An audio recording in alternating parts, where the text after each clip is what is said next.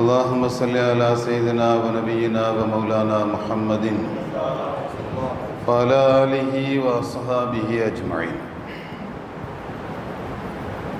அல்லாஹ்வுடைய மகத்தான கிருபையினால் நேற்றைய தினம் குர்ஆனுடைய மகத்துவத்தை நாம் ஓரளவுக்கு பார்த்தோம். குர்ஆன் ஒரு வித்தியாசமான வேதம். நாம் அதை திறக்கும் போது நம்முடைய மனசுக்கு உள்ளால வரவேண்டிய சில எண்ணங்கள் உண்டு. இமாம் ஹஸ்ஸாலி ரஹ்மத்துல்லாஹ் சொல்கிறார்கள், ஒருவர் குர்ஆனை எடுக்கும்போது பிஸ்மில்லாஹி வ அலா மில்லத்தி ரசூலில்லாஹி என்று சொல்லி அந்த குர்ஆனை கையில் எடுத்து நெஞ்சோடு அணைத்து விட்டு, அல்லாஹுவே, இந்த குர்ஆன் சுத்தமாக இருப்பது போல் என்னையும் நீ சுத்தமாக்கு.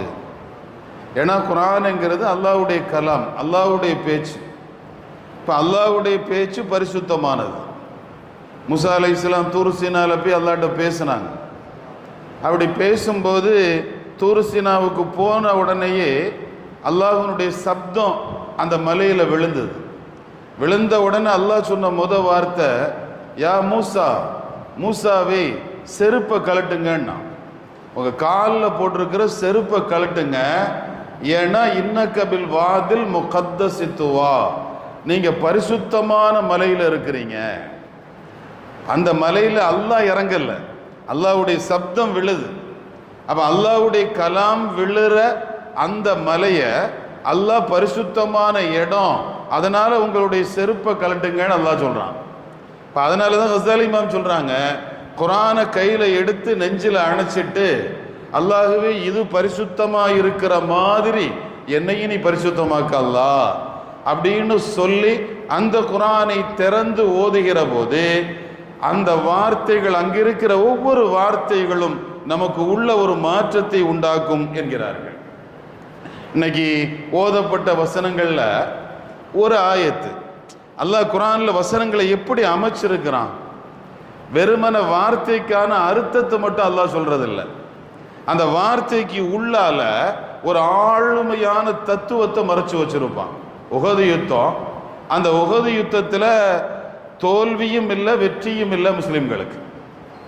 அப்படி ஒரு இக்கட்டான நிலை. 70 பேர் ஷஹீத் ஆயிட்டாங்க. 70 முஸ்லிம்கள் அந்த போர்க்களத்தில் வஃபாத் ஆகியிருக்கிறாங்க, கொல்லப்பட்டு இருக்கிறாங்க. இந்த வருத்தம் முஸ்லிம்கள்ட்ட இருந்தது. இந்த வருத்தத்தை போக்குறதுக்கு அல்லாஹ் ஒரு வசனம் இறக்குறான்.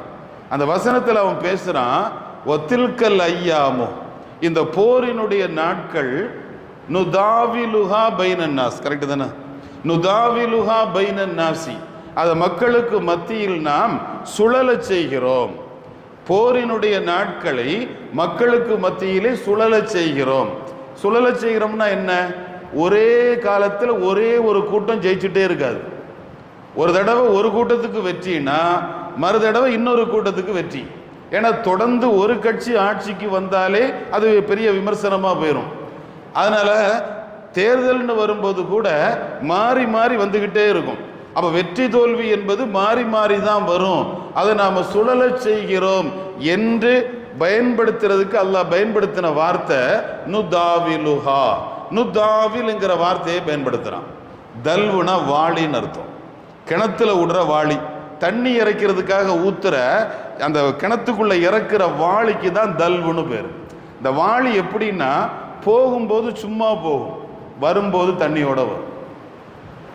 போகும்போதும் தண்ணி, வரும்போதும் தண்ணி அந்த வாளியில் இருக்காது. அல்லாஹ் பயன்படுத்தின வார்த்தை, ஒரு தடவை உங்களுக்கு வெற்றினா மறு தடவை வெறும் வாளி மாதிரி தோல்வி வரதான் செய்யும். இன்னொரு தடவை வாளியில தண்ணி வர்ற மாதிரி வெற்றி வரதான் செய்யும். அப்ப அந்த வார்த்தையை கையாளுற விதம், வெறுமனே நாம சுழலச் செய்வோன்னு மட்டும் சொல்லாம அதுக்கு உதாரணமாக அல்லாஹ் அமைச்சிருக்கிற வார்த்தை வாளி. யாசீன் சூரா நாம ஓதிக்கிட்டே இருக்கிறோம். அதுல வரக்கூடிய ஒரு ஆயத்துக்குள்ளும் ஃபீ ஃபலகின் யஸ்பஹூன், யாசீன்ல தானே வருது, குல்லும் ஃபீ ஃபலகின் யஸ்பஹூன், வானத்தில் இருக்கிற சூரிய சந்திரன் எல்லா கோள்களும் தங்களுடைய நீள்வட்ட பாதையில் நீந்தி சென்று கொண்டே இருக்கிறது, அது சுழன்று கொண்டே இருக்குது, ஓடிட்டே இருக்குது அப்படிங்கிறதுக்கு அல்லாஹ் பயன்படுத்தின வார்த்தை. எல்லா கோள்களும் சுழண்டுகிட்டே இருக்குது, சுத்திக்கிட்டே இருக்குது, ஓடிக்கிட்டே இருக்குது, எதுவும் ஒரு இடத்துல நிலையானதாக இல்லை அப்படிங்கிறதுக்கு அவன் பயன்படுத்தின வார்த்தை குல்லுன் ஃபீ ஃபலக்கின். குல்லுன் ஃபீ ஃபலக்கின். இந்த வார்த்தையை இங்க இருந்து நீங்க கொண்டு போனாலும் குல்லும் ஃபீ ஃபலக்கின் இருக்கும், அங்க இருந்து கொண்டு வந்தாலும் குல்லுன் ஃபீ ஃபலக்கின் இருக்கும். இங்க குல்லும் ஃபீ ஃபலக்கின் இருக்கா, கடைசி எழுத்து காஃபு, இரண்டாவது எழுத்து என்னது லாமு, படிங்க குல்லுன். மூணாவது எழுத்து ஃபீ, நாலாவது எழுத்து யா ஃபீ, அஞ்சாவது எழுத்து ஆறாவது எழுத்து ஃபா, அங்க இருக்கிற முதல் எழுத்து லாமு, இரண்டாவது எழுத்து காஃபு ஃபலக். குல்லுன் ஃபீ ஃபலக்கின், இங்க இருந்து போனாலும் குல்லுன் ஃபீ ஃபலக்கின். அப்ப எல்லாம் சுத்திக்கிட்டே இருக்குதுன்னு சொல்ல வர்ற அல்லாஹ் வார்த்தையையும் சுத்த வைக்கிறான். அவனுடைய ஞானம் அதுதான் குர்ஆன். சாதாரணமான ஒரு வசனங்கள் மட்டுமே இருக்கக்கூடிய அரபி வாசகங்கள் அப்படிங்கிற கண்ணோட்டத்தோடு நாம் அதை விட்டுட்டு போயிடக்கூடாது. அதுக்கு உள்ள இருக்கிற ஒவ்வொரு வார்த்தைகளுக்கு உள்ளாலும் 1000 தத்துவங்கள் அல்லாஹ் புதைச்சு வச்சிருக்கிறான். மூசா அலைஹிஸ்ஸலாம் ஃபிரௌனுடைய சபையில வளர்றாங்க, நபித்துவம் கிடைக்க பெறல. அந்த நேரத்தில் ஃபிரௌனுடைய ஆள் ஒருதனை கொன்னுட்டாங்க. ஒரு பிரச்சனையில், ஒரு சண்டையில், குர்ஆன் சொல்ற வரலாறு, கொன்னுட்டாங்க. அவங்க ஃபிரௌனுக்கு செய்தி தெரிஞ்ச உடனே மூசா நபியை கொலை செய்யறதுக்கு திட்டம் போட்டான். ஏன்னா நம்ம ஆள் மேலேயே இவர் கை வைக்கிறாருன்னா நாம எதிர்பார்த்திருக்கிற நபி இவராக தான் இருக்கணும், அதனால இவரை கொன்றணும் அப்படின்னு முடிவு பண்ணி மூசா நபியை பிடிச்சிட்டு வாங்க அப்படின்னு ஆள் அனுப்புறான். அந்த நேரத்தில் அந்த சபையில இருந்த ஒருத்தர் வந்து சொன்னாரு, மூசா ஊரை விட்டு ஓடிருங்க, இந்த ஊர்ல இருக்காதீங்க, இருந்தா உங்களை ஃபிரௌன் கொன்னுருவான் அப்படின்னு. மூசா அலைஹிஸ்ஸலாம் ஓடுனாங்க. அவன் அந்த எகிப்தை விட்டு மிஸ்ரை விட்டு வெளியாகி மதியன் தேசத்துக்கு வந்தாங்க. மதியன் அப்படிங்கிறது ஷுஐப் நபியினுடைய ஊர். அங்க ஷுஐப் அலைஹிஸ்ஸலாமுடைய நிலவரம் இருந்துட்டு இருக்குது. அந்த நேரத்தில் மதியனுக்குள்ள வந்தாங்க. உள்ள வரும்போது மூசா நபிக்கு மதியன் தேசத்துல யாரையும் தெரியாது, இருக்க வீடு கிடையாது, உண்ண உணவு கிடையாது, எதுவுமே கிடையாது. ஒரு ஒற்றை மனிதராக உடுத்த துணியோடு மதியன் தேசத்துக்குள்ள வந்தார். அந்த நேரத்தில் ஷுஐப் அலைஹிஸ்ஸலாமுடைய 2 பொம்பளை பிள்ளைங்க ஆடுகளுக்கு தண்ணி குடிப்பாட்டுறதுக்காக வேண்டி வந்ததுங்க.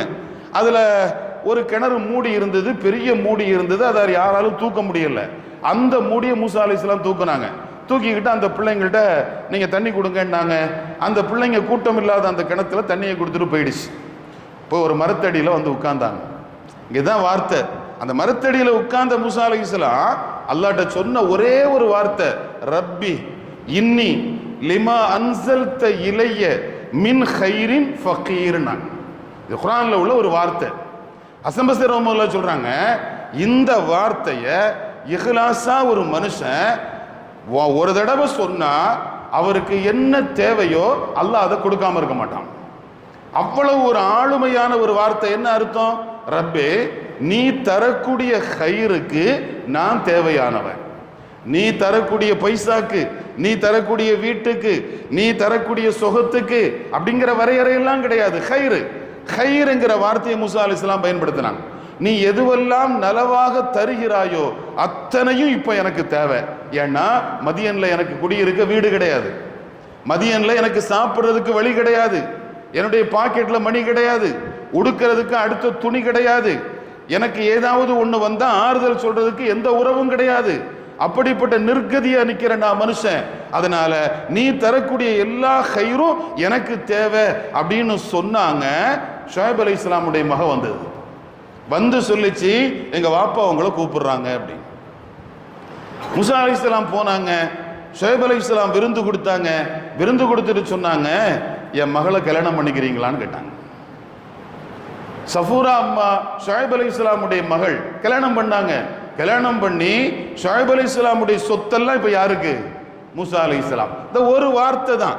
அந்த மரத்தடியில போய் நின்னுக்கிட்டு ஒண்ணுமில்லாத நிலையில அல்லாஹ்வே நீ தரக்கூடிய எல்லா கயிறும் எனக்கு தேவைன்னு சொன்னாங்க. அல்லாஹ் எல்லா கயிறையும் அவருடைய காலடியில் கொண்டு வந்து கொடுத்தான். குர்ஆனுடைய ஒரு வார்த்தை நாம கவனிக்கணும். சாதாரணமா ஒரு ஆயத்தல்ல, ஒரு ஆயத்தினுடைய ஒரு துண்டு, ஒரு பகுதி.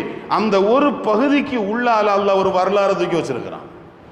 அவ குர்ஆனுடைய ஒவ்வொரு வசனங்களும் இப்படித்தான். நம்ம ஒவ்வொன்றையும் நாம பேசிட்டே இருந்தோம்னா பேசிட்டே இருக்கலாம். குர்ஆனுடைய அற்புதமான வரலாறுகளும் ஆளுமைகளும் ஏராளம் உண்டு. நம்ம எல்லாருக்கும் தெரிஞ்ச ஒரு சூரா சூரத்துல் கௌசர், அப்படிதானே? இன்னா அழைத்தைனா சொல்லுங்களேன். கல் கௌசர் என்ன அர்த்தம்? நபியே உங்களுக்கு நாம் கௌசரை தந்தோம். கௌசர்னா என்ன? தடாகம், அவ்வளவுதான். ஆனா நமக்கு தெரிஞ்ச அர்த்தம் அதுதான். என்னது அர்த்தம்? கௌசர்னா ஹவுதுல் கௌசர்னு ஒரு தடாகம் இருக்குது. அந்த தடாகத்துல மறுமையில ஸல்லல்லாஹு அலைஹி வஸல்லம் எல்லாருக்கும் தண்ணி அள்ளி தருவாங்க. அது சொர்க்கத்துல உள்ளது.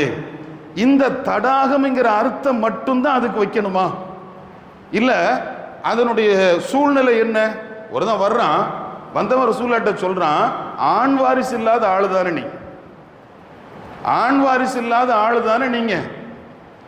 ஓ என்ன நீங்க இந்த உலகத்துல சாதிச்சாலும் உங்க மௌத்தோட எல்லாம் முடிஞ்சு போயிடும்.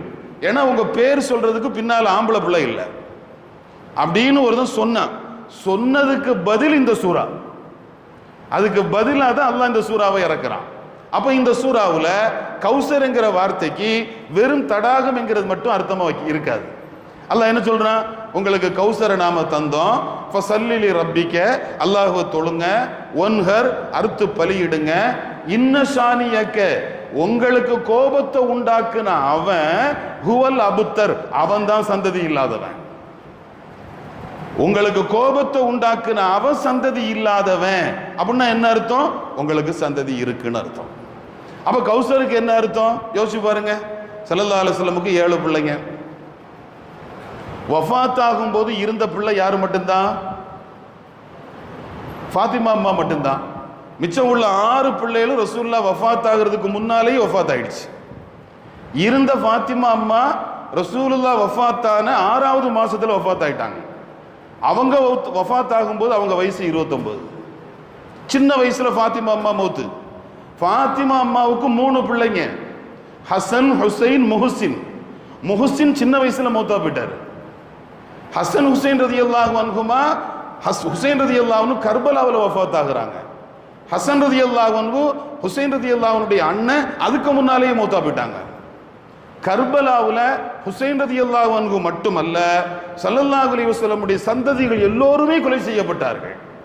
மிச்சம் இருந்தது ஸைனுல் ஆபிதீன் ரலியல்லாஹு அன்ஹுவை தவிர. ஸைனுல் ஆபிதீன்ங்கிற ஒரு பிள்ளையை தவிர வேற எல்லா பிள்ளைகளையுமே ஷஹீதாக்கிட்டாங்க. அப்போ 3 பிள்ளைங்க, அதுல முக்கியமா இருந்தது ஸைனுல் ஆபிதீன். இந்த ஸைனுல் ஆபிதீன் அவங்க மூலமா இன்னைக்கு உலகத்துல கோடிக்கணக்கான சாதாத்துகள் உண்டாயிட்டாங்க. எங்க பார்த்தாலும் நபி ஸல்லல்லாஹு அலைஹி வஸல்லம் சந்ததிகள். அவங்க இல்லாத ஒரு காலகட்டம் பூமியில இல்லை. எல்லா காலகட்டத்திலையும் நபியினுடைய சந்ததிகள், பேர பிள்ளைங்க இந்த உலகத்துல இருந்துட்டே இருக்கிறாங்க. அதனாலதான் நம்முடைய இமாம்கள் அந்த வார்த்தைக்கு அர்த்தம் சொல்கிற போது இன்னா அழைத்தைனா கல் கௌசர்னா என்ன? அதிகமான அதிகமான அதிகமான சந்ததிகளை நபியை உங்களுக்கு நாம் தருவோம். ஏன்னா உங்களை சந்ததி இல்லாதவன், ஆண் வாரிசு இல்லாதவன் அவன் சொல்றான். அதுக்கு பதிலா அல்லாஹ் சொல்றான் அவனுக்கு சந்ததி கிடையாது, ஆனால் கியாமத்து நாள் வரையிலும் உங்களுடைய சந்ததிகள் இருந்து கொண்டே இருக்கும். வெளிரங்கத்தில் பார்த்தா கௌசர் என்கிற ஒரு வார்த்தை மறுமையில் தரப்படுகிற தடாகத்தை குறித்தாலும் அதற்கு உள்ளால பல அர்த்தங்கள் அல்லாஹ் வச்சிருக்கிறான். குர்ஆனுடைய ஒவ்வொரு ஆயத்துகளுக்கு உள்ளாலும் பல பல தத்துவங்களை அல்லாஹ் ரப்புல் ஆலமீன் புதைச்சு வச்சிருக்கிறான். அதனாலதான் குர்ஆனோடு நம்முடைய தொடர்பு நமக்கு விளங்குதோ விளங்கலையோ அது அல்லாஹ்வுடைய கலாம். அல்லாஹ்வுடைய கலாம் என்கிற ஒரு மகிழ்ச்சியோடு அதை பார்க்கிறது, அதை ஓதுறது, ஓத நினைக்கிறது, ஓத ஆசைப்படுறது, அது நம்முடைய வாழ்க்கையை வெளிச்சமாக்கும். எல்லாம் வல்ல ரப்புல் ஆலமீன் குர்ஆனிய தொடர்பை நமக்கு நிரப்பமாக்கி தருவானாக. وآخر دعوانا الحمد لله رب العالمين. سبحان الله وبحمده سبحانك اللهم وبحمدك أشهد أن لا إله إلا أنت أستغفرك وأتوب إليك. سبحان ربك رب العزة عما يصفون وسلام على المرسلين والحمد لله رب العالمين. بحق صلى الله على محمد صلى الله عليه وسلم. صلى الله على محمد صلى الله عليه وسلم. صلى الله على محمد صلى الله عليه وسلم. اللهم صل على محمد وعلى آل أهل البيت وسلم. وصل على جميع الأنبياء والمرسلين والحمد لله رب العالمين. السلام عليكم ورحمة الله.